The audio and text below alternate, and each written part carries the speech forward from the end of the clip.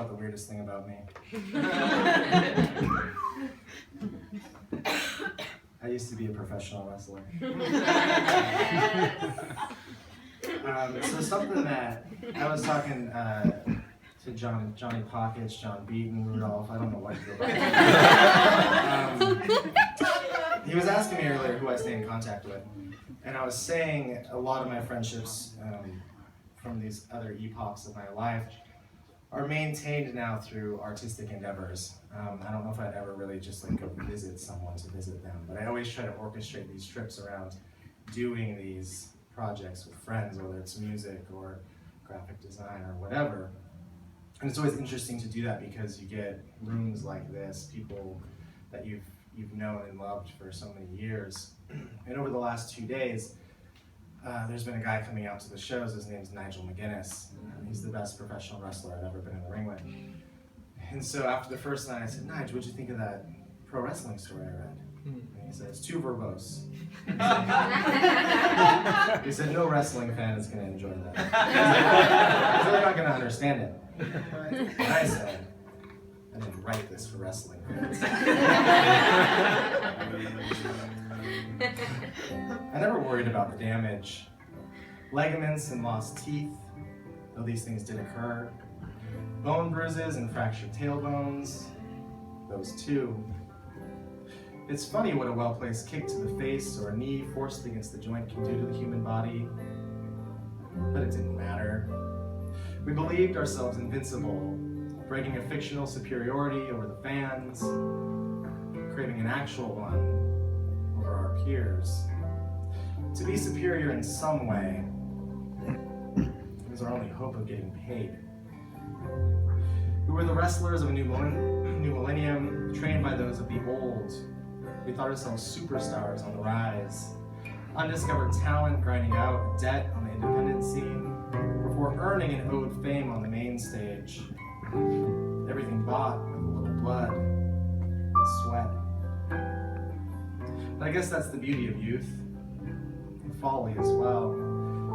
We didn't waver in resolve, not to the sight of shattered bones, not to the stories of accidental death, and certainly not to the threat of paralysis.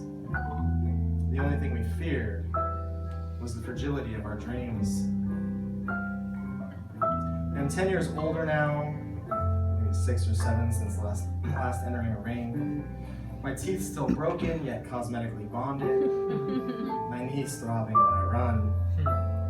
As for my lower back, it's a story all its own. Despite this, the greatest reminder of my past is that which goes unnoticed. The suppressed, masochistic choreography wired into my muscle memory. I yearn to grab friends by the wrists, Chad, you understand this? Twisting them into contortions of submission. I crave that undeniable pop of forming someone directly in the sweet spot of their neck. So that I ache to tell stories with my movement. I miss hitting people. Very hard.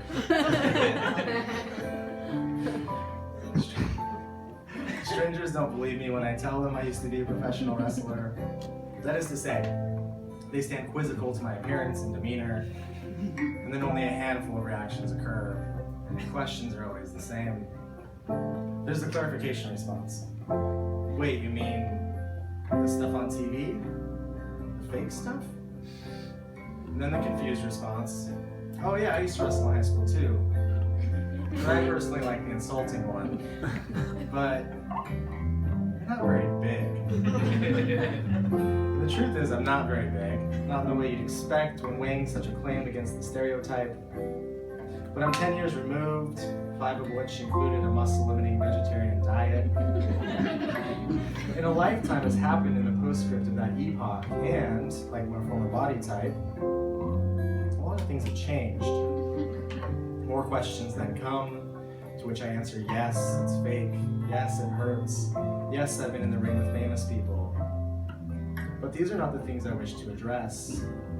These are things of inconsequence only uttered to appease, fake, hurt, famous. Wrestling wouldn't still linger in my blood if it could be reduced to those 3 words. For me, I yearn to depict a passion that could never be understood by a multitude free from the hardships of a life worthy of explanation. Maybe Nigel's right.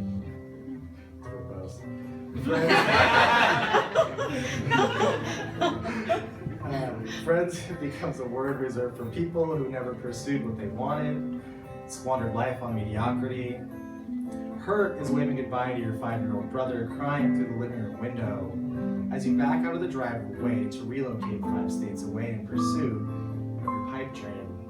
Realizing that the next time you know this kid, he will be years older and infinitely different.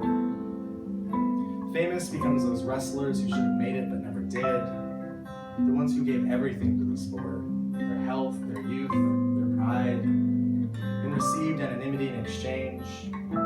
These are the athletes you wish people would ask you about, because they're the ones you always respected being in the ring with the most. And it's not that I mind answering questions, because professional wrestling is a bizarre subculture, and it demands curiosity. I just wish I knew what to say to meld the misconstrued with the actuality. Because wrestling is a misunderstood craft, one scoffed at in the realm of entertainment.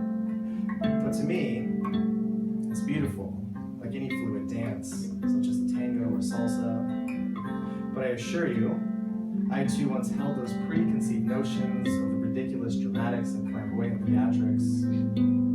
This has become part of the collective consciousness, yes, but only at the soil level of what is considered the upper echelon of the sport. To watch wrestling on TV is to see the most overproduced form in the country. It would be like turning on Clear Channel radio and believing it to be the best music that our generation has to offer. This isn't to say that the people who work for the major wrestling organizations are any less talented or diligent. They only adhere to a larger agenda. Pay demands it. 99% of people recognize wrestling as this, something stripped of the art. The 1% in the know have experienced the beauty. It's not often, but I occasionally let my mind wander back to those days. I used to take pride in the amount of pain that I could endure. I think we all did. But the sting of nostalgia gives me no arrogance, and like a lover of old, revisiting wrestling will be a wound that I open and close for the rest of my life. I've been putting off writing these stories for years, keeping them buried under a decade of other devotions. Only highlights of that era reach the surface of my mind. My hope in writing this is that I'll uncover the rest. My fear is that it'll work. This is all to say, despite whatever I dig up,